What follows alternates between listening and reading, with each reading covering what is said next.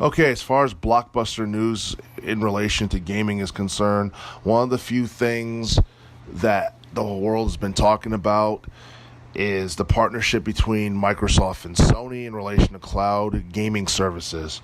Now, it's been revealed on May 16th that Sony and Microsoft have agreed to the development of cloud solutions in Microsoft Azure. And for those who don't know, Microsoft Azure has been around since February 2010. It's been used for managing and utilizing various applications for the past 9 years. We have learned that Microsoft Azure is the platform that both Sony and Microsoft intend to use their cloud gaming and streaming services on in the near future. And basically, the partnership between Sony and Microsoft is something that, on the face of it, sounds very positive, especially considering the fact that the landscape of gaming is starting to evolve. Basically, from what we know, Apple Arcade is basically going to start up in fall of 2019. And for those who don't know, basically, it's a video game subscription service where people could subscribe to the service and play video games that are only exclusive to Apple Arcade. Another threat is Google Stadia. And, Google Stadia was something that was unveiled back in March at the Game Developers Conference by Phil Harrison, I believe.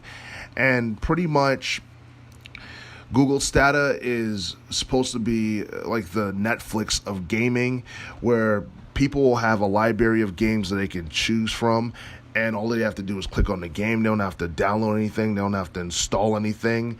And basically, the games that they decide to stream or to play will run at optimal capacity. So basically, the visual output through the internet will be up at 4K resolution at 60 frame rates per second, and the quality is supposed to improve as time progresses. Now, the thing about Google Stadia that is interesting is that it could be a lot cheaper than, say, buying a game console, because streaming is something that's starting to become more popular, and we do know that Sony has another game console coming up with the PlayStation 5, and we still don't know what the price of it is going to be when it's released in either 2020 or 2021. And in fact, I believe Microsoft talked about moving away from developing game consoles and moving more towards streaming back in 2017. And that's actually a pretty good move, because it seems like Google Stadia is basically a service where people don't need a video game console. They could play video games for a lot cheaper. So this is definitely something that could threaten both Microsoft and Sony, together. So the partnership between the two sounds like something that could definitely work in theory, and who knows, maybe in practice it will exceed many people's expectations. But as it currently stands, both Microsoft and Sony have decided to, give this a shot.